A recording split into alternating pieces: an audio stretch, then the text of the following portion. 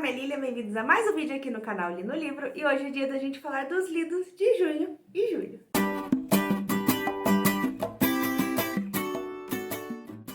Como eu fiz aí um mês comemorativo do King aqui no canal, se você ainda não viu os vídeos, dá uma conferidinha lá, tem bastante coisa legal. Eu dei uma pulada então nos lidos aí do mês de junho, no caso, e decidi então fazer um vídeo juntando junho e julho, já que teve alguns calhamacinhos aqui. Então não foi assim um volume muito grande de livros, falei já vou aproveitar e falar tudo junto.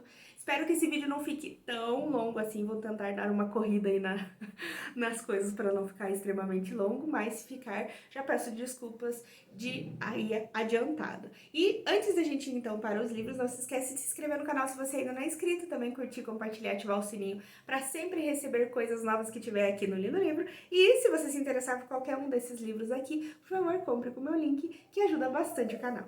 E o primeiro que a gente vai falar aqui é o Misery Louca Obsessão, que na verdade acho que eu comecei até um pouquinho antes, mas acabei terminando no começo de junho. Esse aqui é um livro que já tem resenha aqui no canal, então se você quiser saber mais aprofundado o que eu achei sobre cada detalhe que eu posso falar sem spoilers desse livro e também sobre a adaptação dele, por favor, dê uma conferidinha na resenha aqui. Foi uma resenha que eu gostei bastante de fazer, porque foi um livro que eu adorei ler. Eu acho que Misery era um dos que eu mais tinha vontade aí de ler, dentre os que, né, eram muito famosos. Eu não tinha assistido a adaptação, então eu não conhecia nada dessa história, só sabia basicamente o plot que todo mundo sabe, que tem um escritor que ele vai acabar sofrendo um acidente e vai ser resgatado por uma enfermeira totalmente maluca, né, cucu total, assim. E ele é um livro, assim, que realmente é um daqueles momentos que o King estava numa iluminação sensacional, assim, na sua genialidade, porque aqui a gente vai ter um livro com basicamente dois personagens durante todo o tempo, e são 300 páginas, não é um livro grande, 320 páginas, mas que ele sustenta de uma forma, assim, incrível. Os diálogos são muito bons, os acontecimentos são muito bons, a situação como um todo, assim, é super sinistra, de certa forma bastante improvável, mas não impossível, o que dá aquele toque, assim, de, meu Deus, se o destino decidir acabar com a minha vida, lascou, entendeu? Porque você se vê numa situação dessa aqui, e é muito interessante porque você vai passando com o personagem, você vai criando teorias, e no começo acaba, de certa forma, pra mim, pelo menos, foi assim, até de certa forma meio, cara, só faz isso ou faz aquilo, resolve a situação, mas conforme tudo vai desenrolando, você vai vendo que a coisa é bem mais embaixo, bem mais difícil do que parece. Enfim, foi uma experiência incrível, assim, um dos meus King talvez entrou aí pelo menos pro meu top 5, com certeza. É meio difícil, já tá meio nublado ali quem que é melhor que quem nesse começo de ranking do King, mas é um sensacional, com certeza um dos, assim, que se você não conhece tanto King, assim, você gosta de thriller, né? Com certeza esse aqui é uma baita, assim, numa, digamos assim, um começo de King pra sua vida, porque vai fazer você se apaixonar pela escrita, vai fazer você se apaixonar pela história e, enfim, um dos preferidos aí do mestre. Na sequência eu finalizei outro que eu também já tinha começado, acho que em maio, não lembro exatamente se foi em maio, que foi A Senhora de Whitehall, da Anne Brontë, que era um livro que eu queria ler fazia bastante tempo. Ele já entrava aí na minha lista acho que entrou em Os Prometidos de 2021, não veio aí, entrou em, sei lá, 28 dos 28, acho que ele tava também. Coitado, foi flopado diversas vezes, mas finalmente peguei essa leitura e decidi encarar. Eu tinha um pouquinho de medo de não gostar tanto da narrativa, não por nada contra a Anne Brontë mesmo, mas porque eu li muitos livros no ano passado da Jane Austen e eu tinha cansado um pouquinho, tinha dado uma saturada desses romances mais antigos, em que as coisas... não acontece muita coisa, mas esse aqui foi um que eu adorei, foi assim uma narrativa incrível, passar com essa personagem tudo que ela passa. É uma mulher extremamente forte e muito apegada aos seus princípios, assim, ela não deixa, digamos assim, nada de lado. E ela vai inclusive tomar uma medida que, digamos que é até relativamente bastante drástica para a época, em que era de certa forma até crime. Não vou entrar em méritos assim para não estragar a experiência, mas é muito legal assim o quanto ela dentro do seu comportamento de menina certinha, religiosa, apegada aos seus princípios, ela decide tomar uma decisão assim que é revolucionária até de certa forma para a época. Então eu gostei muito dessa história. Ela é gordinha, assim, tem suas 620 páginas, mas de uma diagramação nessa aqui da Martine Calaré, que ela é bem boa, assim, a leitura flui muito bem. E ela é contada na forma de cartas, o que dá um charme super legal pra história, porque... eu achei, pelo menos. Super charmosa, assim, essa história sendo narrada dessa forma, que a gente vai conhecendo o que aconteceu. Tem até uma pausa aqui no meio que a gente vai ler um pedaço do diário dela, então você tá indo ali misterioso, o que aconteceu, quem é essa personagem, e daí do nada a gente tem acesso ali às suas memórias básicas ali, então é bem legal, gostei bastante e me apaixonei de novo pelas suas irmãs aí que eu li, na verdade, O Morro dos Ventos Uivantes da Emily e li Jane Eyre da Charlotte e faltava então a Inquilina para eu ler alguma coisa da Anne Brontë, né? Então eu já tenho aqui em casa, na verdade, aqui nesse cantinho, acho que vocês não vão conseguir ver. Eu ainda tenho Villette da Charlotte, que eu quero ler, e Agnes Grey da Anne, né? Que eu acho que da Anne só tem a Inquilina e o Agnes Grey. Da Charlotte eu acho que tem mais uma, além de Villette, que acho que é Shirley, se eu não me engano. Mas estou aí, né? Elas infelizmente não têm muitas histórias, muitos livros aí pra gente desfrutar. Mas eu fiquei muito feliz de conhecer a escrita dessa terceira irmã e que, nossa, cacetada, que família mais talentosa, né? É absurdo o que elas fazem. Enfim, ainda não decidi exatamente se eu vou trazer aqui a resenha com coisas mais específicas sobre a Inquilina de White Ferrol, mas eu acho que eu acabei deixando passar Jane Eyre, que foi uma leitura incrível, e Morro dos Ventos Uivantes também, então acho que eu vou trazer mais pra frente, talvez aí uma resenha, digamos assim, mista das irmãs. Vamos ver. Na sequência eu terminei então o que foi pra mim uma releitura que foi feita de Fumaça e Osso, que dá início à série aí, que eu acho que chama Feita de Fumaça e Osso, nunca sei. Na verdade, esses livros aqui são emprestados, que vocês vão ver os próximos. Não são meus, como vocês sabem aí, né, se vocês curtem, né, essa pegada de fantasia. Esses livros estão, infelizmente, esgotados, a Intrínseca, sei lá o que bateu na cabeça, assim, porque decidiu parar de produzir e todo mundo querendo e, sei lá, não tem. Não sei se todo mundo querendo, mas eu querendo. Então eu digo por mim. É uma história que eu já tinha, então, lido o primeiro livro no ano passado ou retrasado e acabei não dando continuidade na série. E quando eu fui pegar pra retomar, porque eu queria até devolver pra minha amiga, né, a Shailene, que me emprestou esses livros maravilhosos, quando eu fui pegar o segundo pra continuar, eu lembrava do final, mas eu não lembrava... Sabe quando você não lembra a relação entre os personagens? Isso me incomodava bastante, então daí eu falei, quer saber, dane-se, vou ler. E foi uma leitura super rápida, porque tem aí, o primeiro tem 380 páginas. Numa diagramação que não é exatamente grande, ó, é uma diagramação pequena, mas a história flui muito fácil, a história é gostosa de acompanhar, os capítulos são pequenos, então acho que é uma dinâmica bem legal aqui que a autora escreveu escolheu pra escrever, né? Nem falei o nome dela, é Liane Taylor, eu acho que é assim que fala. Não sei como pronuncia em inglês. Não, é Laine. Será que é Laine? Nossa, eu sempre chamei de Liane. Nossa, tomei um tombo agora. Nunca foi Liane. Caramba. Agora mudou minha vida. Mas enfim, gostei bastante da história, de novo, de fazer essa releitura. Eu acho que ela é muito... O tom desse primeiro livro, ele é muito legal. E eu entendo, talvez, por que eu tinha escutado de outras pessoas que não gostaram tanto assim dos outros livros. Porque o tom desse aqui é muito diferente dos últimos dois. Mas também é muito legal, tem uma pegada um pouco assim mais alegre, mais juvenil. E você também não sabe muito sobre a personagem, você tá meio que no escuro e descobrindo com ela, porque ela tem muitas dúvidas sobre a vida dela, né? Não sei se eu... vocês conhecem a história, mas eu vou falar um pouquinho rapidinho. Então, aqui a gente tem a Carol, que é a nossa protagonista, em que ela trabalha para uma... Trabalha e ela tem meio que uma família, são demônios, basicamente, as famosas quimeras.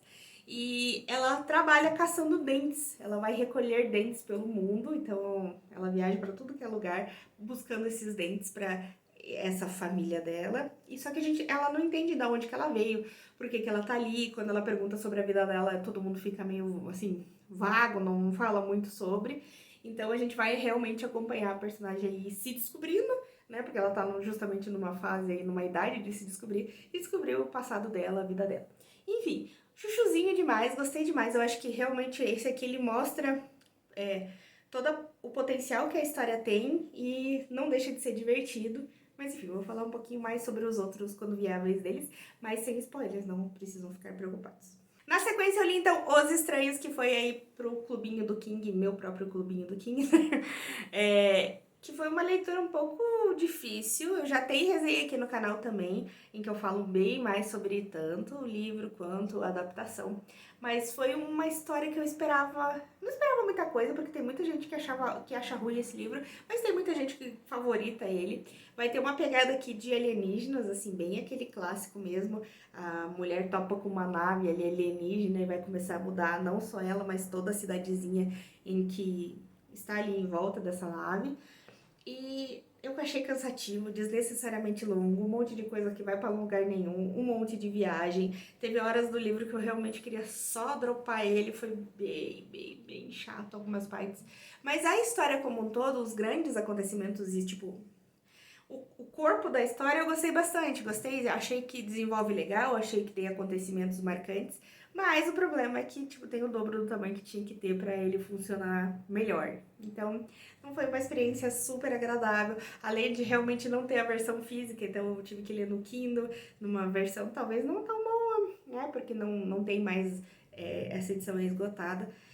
Mas enfim, acho que vale a pena, é aquele tipo de coisa que eu li e assinei os termos quando decidi fazer a leitura coletiva em ordem cronológica, porque é justamente para você passar por tudo que a pessoa escreveu, não só as obras boas, não só aqueles mais queridinhos da galera. Então, eu acho que vale a experiência, eu acho que funciona provavelmente muito diferente para cada pessoa, então, se você tem curiosidade, acho que vale pelo menos dar a chance aí de começar o livro.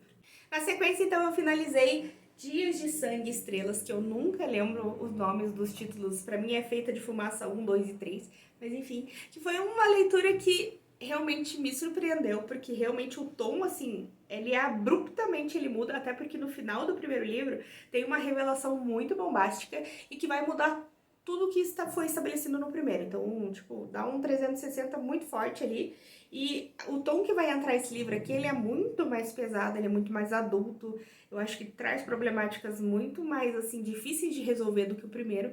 Então, realmente, ele é aquele clássico livro o segundo livro da trilogia, em que tudo desgraçou no final do primeiro, aí você precisa reorganizar tudo, construir um monte de coisa nova, mas eu gostei muito, eu achei que introduziu vários aspectos aqui da história que eu não via acontecendo no primeiro, e que eu gostei bastante. Acho que talvez, não sei se o segundo ou o terceiro, mas provavelmente eu acho que o segundo é o meu preferido até dessa trilogia. Ah, não sei, porque cada um deles vai trazer uma coisa diferente para os personagens, uma coisa diferente para toda a problemática que se desenrola ali no final do primeiro.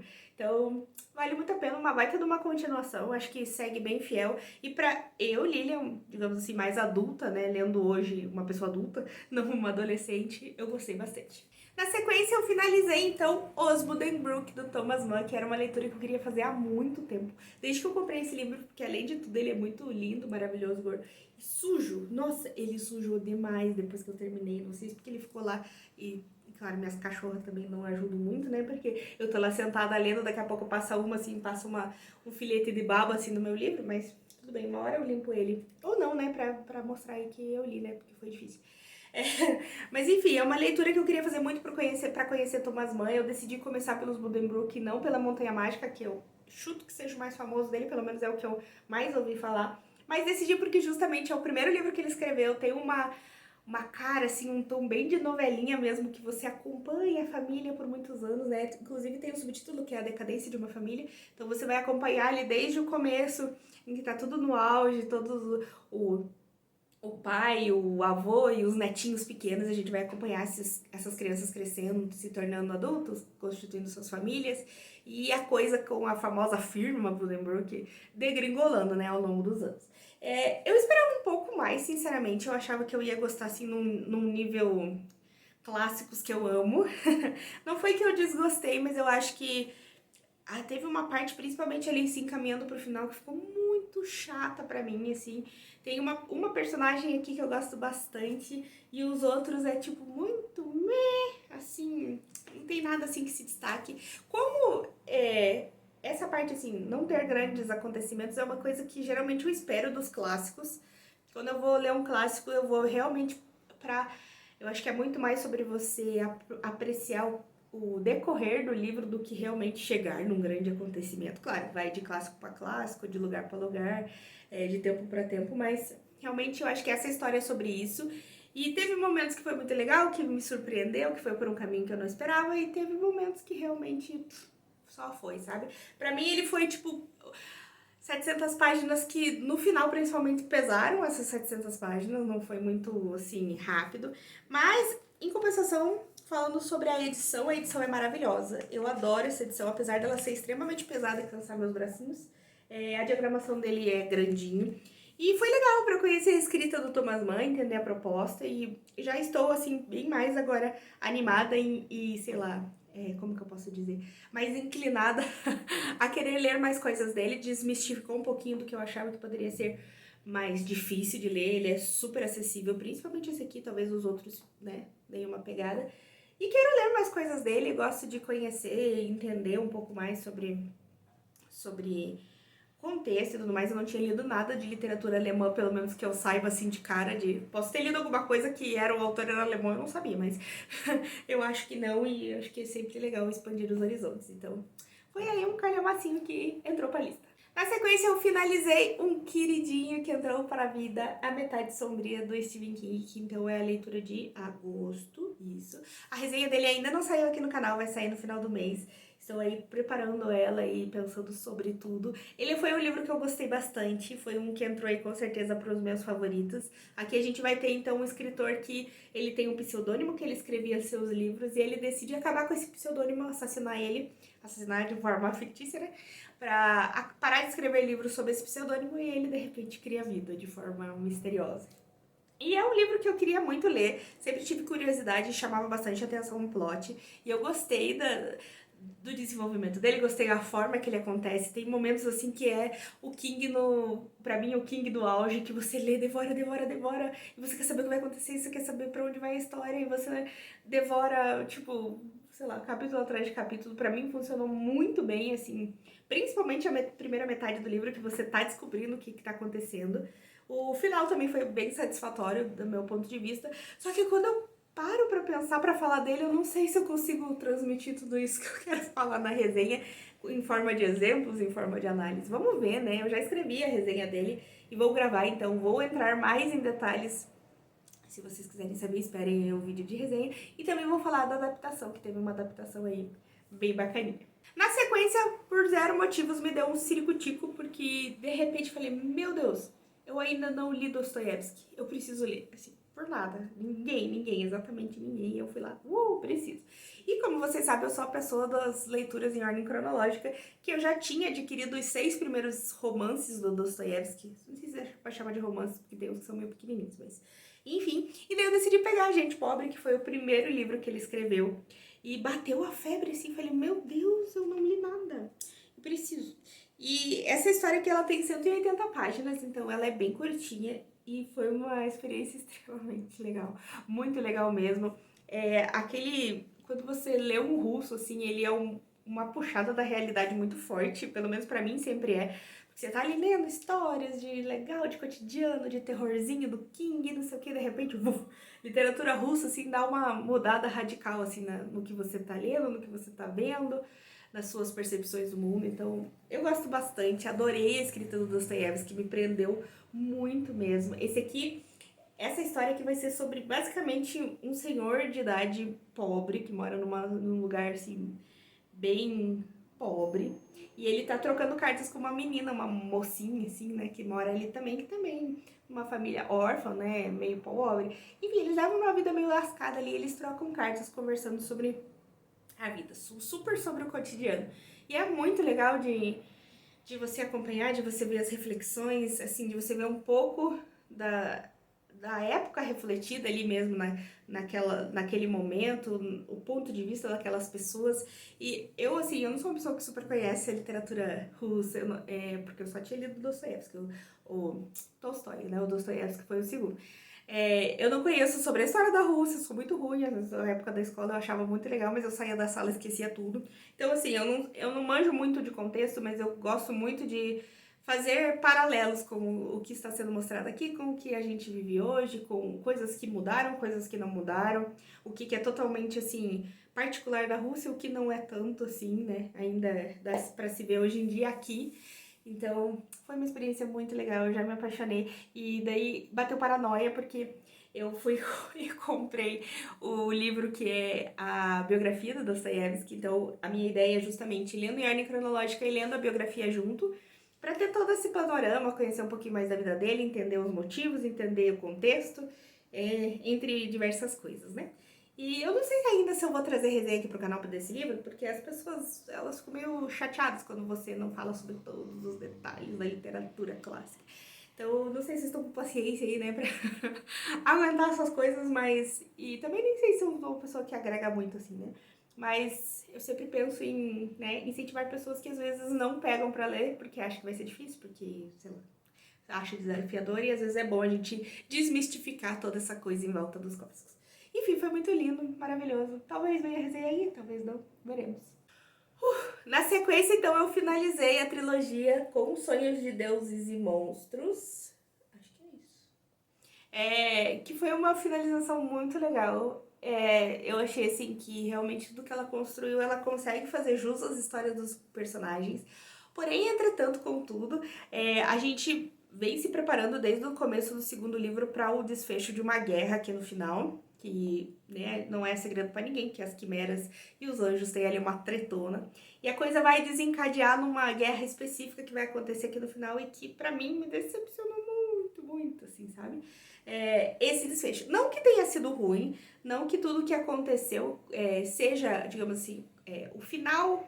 A conclusão não é ruim, eu só acho que como chegou lá, deixou a desejar. Parece que a autora quis colocar muita coisa, muito elemento a mais nesse terceiro livro, que pra mim ficou muito jogado. E daí não deu conta exatamente, assim, de deixar tudo, assim, limpinho, né? Isso que o livro já tem, né, suas quase 600 páginas. Imagino se ela fosse deixar melhor. Mas, mesmo assim, foi uma leitura que eu gostei bastante. Eu não sou muito acostumada a ler literatura... ler, assim, fantasia, anjos e demônios, essa pegada. E eu achei muito legal, porque eu esperava também, de novo, uma coisa mais melosa. E foi super legal, assim, eu acho que pegou bem mais na fantasia do que no romance, o que me agrada bastante, pelo menos como foi desenvolvido aqui. Não que provavelmente se eu fosse ter mais romancinho, também ia gostar, que nem foi o caso de Corte, né, que é bem mais putaria. Mas aqui, eu acho que o romance, ele equilibra bem com a história, sem ficar, assim, muito cansativo e, ao mesmo tempo, super fofo e super você torcendo pelos personagens. Então, é uma baita indicação, mas não sei se vale de muito de indicação, porque não tem edição pra comprar, não tem e-book. Então, é aquela coisa, né? É difícil, se você quiser ler, vai ter que lutar. Na sequência, então, indo na onda do Gente Pobre, que eu estava emocionadíssima, decidi ler O Capote e Outras Histórias, que foi um livro que eu já... do Nicolau Gogol, acho que é assim que fala, que eu já tinha adquirido quando eu comprei Gente Pobre. Tem uma amiga minha também, a Rai, que ela também começou a ler em ordem cronológica, e ela já tinha lido Gente Pobre, e ela falou, ó, eles citam bastante O Capote, do Gogol, e A Dama de Espadas, do Pushkin. Daí, como eu fui comprar, eu já comprei os dois juntos, porque eu queria conhecer mais autores russos. E quando eu cheguei na altura do Gente Pobre, que ele vai citar especificamente o conto do Capote, eu parei a leitura, li o conto e voltei. Não que eu acho que vai interferir se você ler sem ler o conto, não é exatamente assim, nossa, não vou entender nada. Mas foi muito legal a experiência, e daí eu já emendei nos outros contos, né, dele. Falei, já vou ler, são 5 contos aqui, né. E, assim, o Capote foi o meu preferido. É um conto simplesmente sensacional, assim, que foi por um caminho que eu não esperava de jeito nenhum. Eu achei que a gente tem aquela pré-concepção do que vai ser uma literatura russa clássica, e o Capote pra mim foi uma virada, assim, foi pra um outro lado que eu não esperava, e que foi bem legal, que inclusive veio antes, né, então eu sou uma pessoa perdida aí na cronologia russa.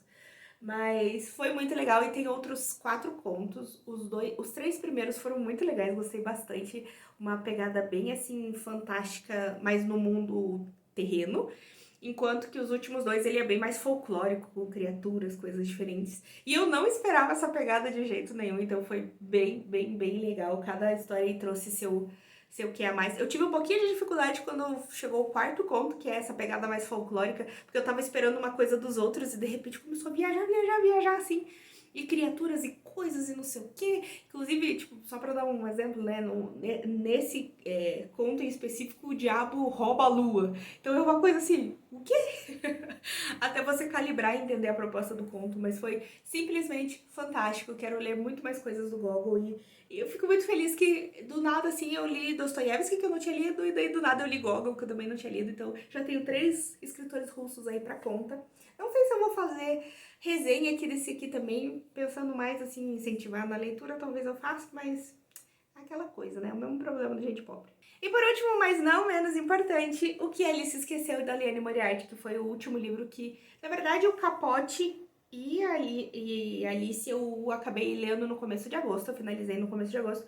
Mas como eu decidi gravar agora um pouquinho mais pra frente esses vídeos, eu não consigo falar, ai, tipo, eu vou ler o Capote e Alice, mas eu já li. Então eu já coloquei aqui, então na verdade é junho, julho e um pedaço de agosto, né, as leituras. E essa foi uma leitura chuchuzíssima, assim. Eu já esperava que ia ser uma leitura boa, porque eu já tinha lido um livro da Liane, que eu tinha gostado muito da escrita e não gostava tanto assim da história. Mas eu apostava muito que realmente o plot desse livro é muito legal, né? A menina bate a cabeça, a menina não, né? A mulher bate a cabeça, ela já tem aí 40 anos, e ela esquece os últimos 10 anos da vida dela, então ela estava grávida quando a sua última memória dela está grávida, super feliz no casamento, e de repente ela acorda, ela já é mãe, o casamento dela não tá tão legal assim, as relações entre a família, os amigos mudou drasticamente, porque, né, 10 anos na vida da gente é um absurdo de mudança, né? E é muito interessante, assim, é um trabalho psicológico, um experimento mental muito importante pra gente fazer na nossa vida, entender que as coisas mudam, as relações mudam, as pessoas mudam, e tudo bem também, sabe? Às vezes as coisas dão certo, às vezes não dão, e você tem que lidar com isso, e é muito legal essa característica fantástica dessa história de tirar esses últimos 10 anos de memória, dar aquele, assim, mudança abrupta, né? Mas, claro, a gente é totalmente fruto das nossas experiências, das nossas memórias, e a pessoa que a gente é hoje faz todo sentido devido a tudo que você passou, né? Mas é muito legal, muito bacana e extremamente assustador, porque, né, há casos de pessoas que realmente sofreram acidentes e perderam a memória. Imagina, você esquecer um relacionamento de anos, você esquecer filhos, você esquecer o que aconteceu. É muito bizarrado, né? Mas enfim, é um livro muito chuchuzinho, acabei dando 5 estrelas, favoritei, porque foi perfeito. Vai sair aqui no canal ainda uma resenha dele, em que eu vou falar um pouco mais, porque eu acho que são muitas coisas a se pensar nesse livro que realmente me surpreendeu e vale a pena. Então, se você quiser saber um pouco mais, fica aí de olho. Então, galera, por hora é isso. Obrigada por assistir o vídeo até aqui. Provavelmente ficou um vídeo gigante, desculpa, mas é que eu precisava falar sobre esses livros. São muitos livros grandes, e foram histórias maravilhosas aí que eu adorei ler. Então, deixa aqui embaixo se você já leu, se você quer ler, e suas impressões, se você gostou ou não gostou do vídeo. E a gente se vê então por aí.